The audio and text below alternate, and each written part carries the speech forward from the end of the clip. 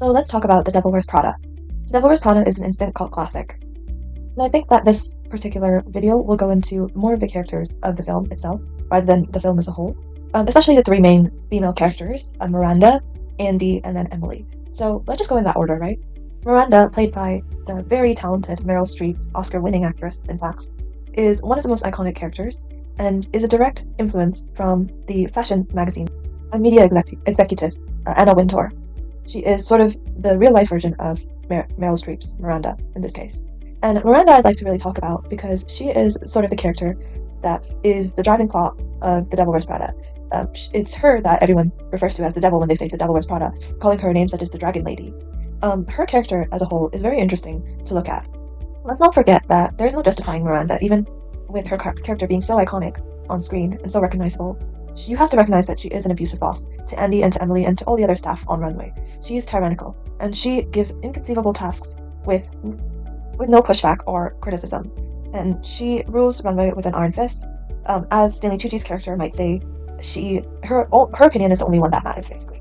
And this kind of boss is incredibly toxic in the workplace. But then I really want to think about the line that Andy says at dinner. If Miranda was a man, would she be more respected? And no one would really say anything because she's just doing her job. And while that might be true, because there is a quote that says, "An evil woman is just the average man," and I highly agree with that in some ways, I also have to hold Miranda accountable a little bit, and also recognize that she's a woman in a very highly competitive and highly male-dominated field. Even though fashion and the fashion industry as a whole is dominated by women, you can see that the executives above her, and the executives that hold the power and have the ability to give her her position in the first place are men, and the ability to take away that power are men. And so she is the one that is put in a position where she has to be that sort of woman. She has to put her career first. She has to be that career-oriented woman, or she might not survive in the industry. She might not get through. And the ending of, the movie with Miranda saying, to Andy, if you want to get by in this industry, you have to make these difficult choices. And I think that's really profound. So I can definitely say that both things can be true at the same time. Miranda can be a tyrannical, terrible boss, but then she can also be a woman trying to survive in this industry. Miranda's rise as the top executive manager of a magazine is actually really interesting to think about as well. She must have gone through a lot and suffered as much as Andy has had to gain the position that she's in, and she's clearly highly qualified to be in that position now.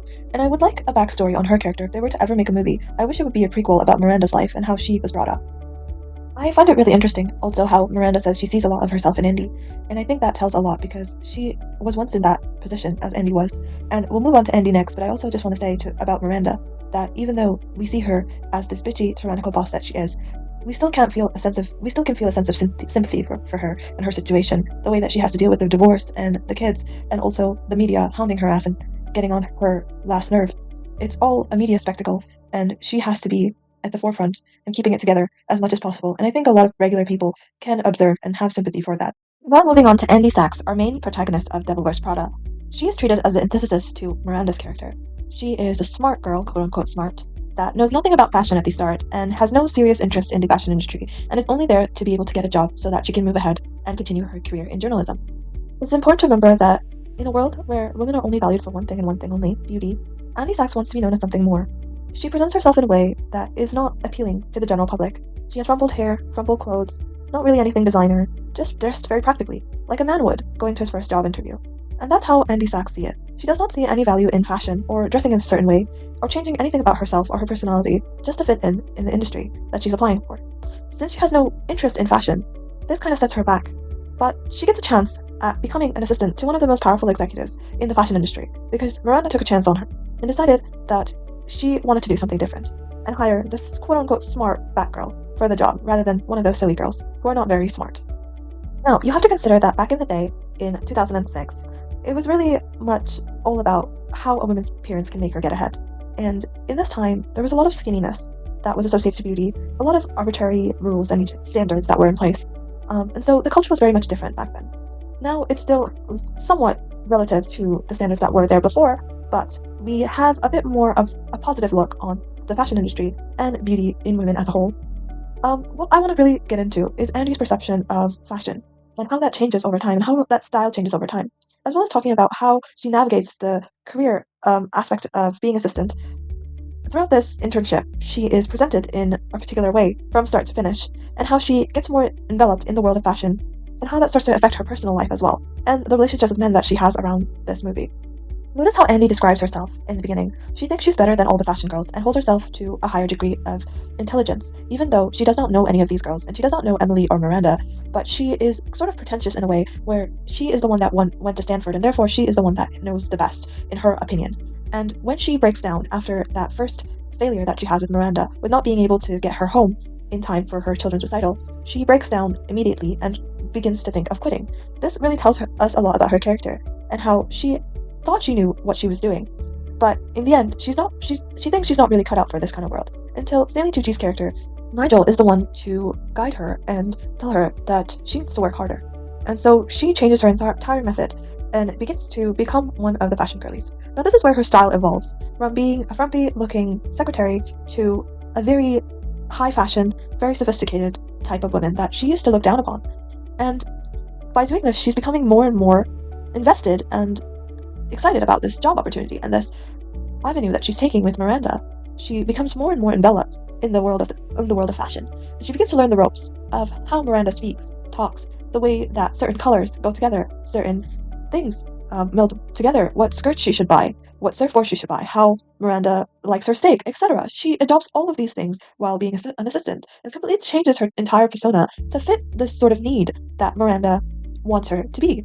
And by doing this, not only is she changing her own persona, but she's losing a bit of herself. And I think a lot of women can relate to this sort of losing oneself, because the only thing that matters in this world is your beauty, first and foremost. And you have to give away a part of yourself, your personality, your whatever, to just gain some type of beauty, because beauty is currency in this world. Even her boyfriend and her friends notice this. And I want to talk about her boyfriend especially, because while he does have a point in that she does not seem like the person that she once was due to this internship, he's not being very supportive towards her career goals.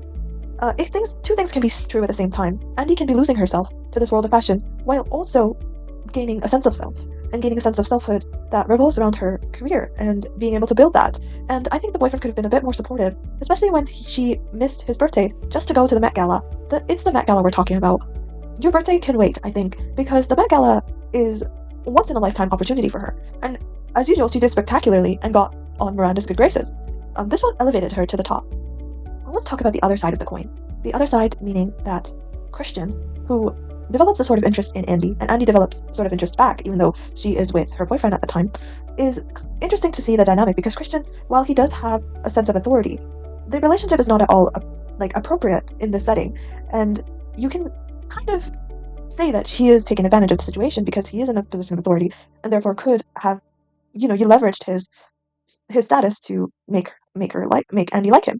And that could certainly well be true, but Andy as well is equally as interested in him and does respond to his affections. And this is sort of indicative of Andy's new sense of self that she has discovered and melding into the fashion industry as a whole.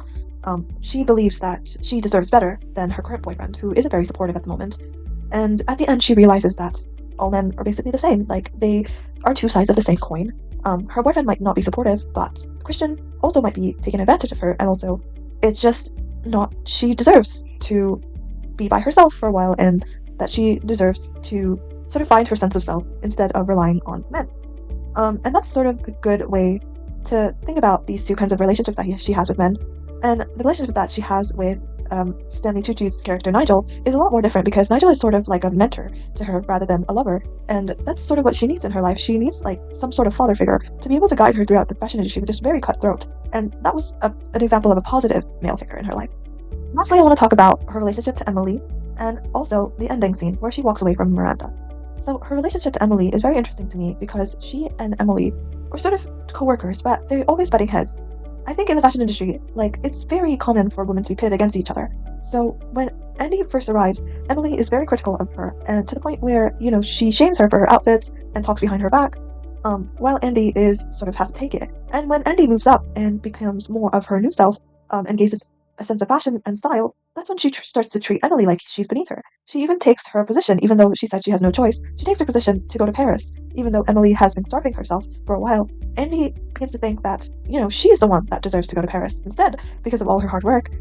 It does not matter that if Emily has been in this company for years and years and years, and she has only been here for a couple months, she is equally deserving of going to Paris.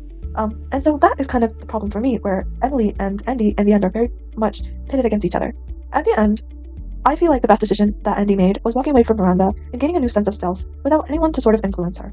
And that was the right choice because not only did she gain a sense of style and a sense of confidence that we haven't seen from her in the beginning of the movie, but by the end of the movie, she gains a new job as a journalist. She gets high praises from Miranda, as well as being the sort of person that she's always wanted to be, and always being her true self without trying to appease to anyone. And that's the best case scenario. But the one criticism that I do have is that I wish she wouldn't have gone back to her ex-boyfriend. I think she could have done better for herself, and I don't see that couple lasting very long, in my opinion. One last thing I will say about Andy is that I think that Andy, being the protagonist, we sort of see the story throughout her eyes more than the other characters, and we sort of judge all the other characters, especially the two other women, Miranda and Emily, through the eyes of Andy. And if we think, what if the story were to take place in the perspective of Miranda, or let's say Emily, and we will go into Emily's characterization soon, but I think that is really telling because we are meant to sympathize with Andy more than we do sympathize with the other characters in the story, especially the other female characters, and that's something to really think about. Now let's move on to my final and probably most favorite character out of the three women in Devil Wears Prada, which is Emily. And Emily has a lot of baggage that she carries throughout the whole movie, not only as being Miranda's assistant, but being a woman in the industry who is beneath a very powerful woman and wants to do exceedingly well and breaks her back while doing so, but gets nothing in return. And I think a lot of women can relate to that when you are a career woman and you break your back trying to suit someone else's needs rather than your own, but in the end, you end up with nothing. Let's remember that Emily's character is presented as a classic mean girl trope. She is the one that berates Andy, the main protagonist, and tells her off every chance that she gets. She is incredibly bossy and bitchy towards Andy and acts like she knows everything, while she is very qualified for her job and has been by Miranda's side this whole time and has been Miranda's right-hand lady. She can be a little bit stingy and is always stressed, never ever smiling or looking happy except when making jokes about Andy's fashion choices. She loves to gossip and is incredibly mean and hostile towards anyone that doesn't meet her standards, similar to Miranda. I think it's quite interesting how she adopts all these mannerisms that Miranda has, because it's all she knows, and the person that she looks up to the most is Miranda, and so Emily tries her hardest to be just like her, as well as catering to her every whim. And not only that, but she wants clearly a better position than what she's given, and she wants to be promoted like the previous assistant has been, and so she tries her very best to be the very, very best. But in the end, it does not result in the results that she expected. When Andy comes along, she feels a sense of superiority. Emily feels like she's the one that knows everything and can guide this person who does not have any sense of fashion or does not like fashion to becoming something that she once was. Emily's whole purpose as well has become the fashion industry and how much she loves fashion and how badly she wants to go to Paris and buy lots of new clothes when she goes to Paris. It's been her dream ever since she was a little girl, I'm presuming, and she's probably been in this industry for a long, long time.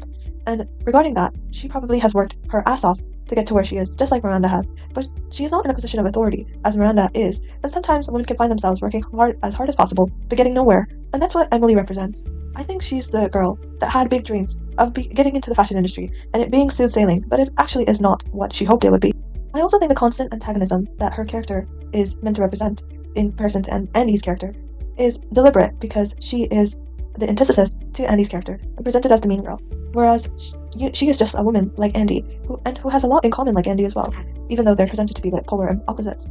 I think Emily as well, when she starts to mess up and starts to get sick while she's working, she loses her sense of self in that fashion was her whole life, and now it's slipping away from her fingers ever since Andy had got here. And she loses her persona, her entire life's worth, and she has no sort of coming back from it because she does not have a personality outside of fashion and outside of being Miranda's assistant. And I think that's really, really sad. As someone who does not have any sort of desires or career objectives other than being Miranda's assistant, she is a very sad character to look at. And in this case, she's presented as the mean girl. But I can't help but feel sympathy for her and the situation that she's in, especially when she's at the hospital and she tells Andy directly to her face, "You don't care about this stuff, you don't care about fashion, you never wanted to be here," and yet Andy is the one that is going to Paris. Andy's actions who is supposed to go to Paris, but deliberately backstabs Emily. Now Emily and Andy are no longer friends, and this sort of creates a rift between the two female characters, meaning that fashion and the industry as a whole, and the capitalistic structure that we live in, pits these two women against each other, inevitably. To conclude this video essay of these three women that I talked about, they have a lot more in common than one would think, and I think these three perspectives of these three female characters in the cult classic Devil Wears Prada is something that we should more thoroughly analyze, rather than see them as surface level characters. And this movie is honestly so impressive in the way that it was just ahead of its time, and the way that it still captures modern audiences today. Even with the sequel coming out, I will still look at this movie as highly revered and highly loved and remembered.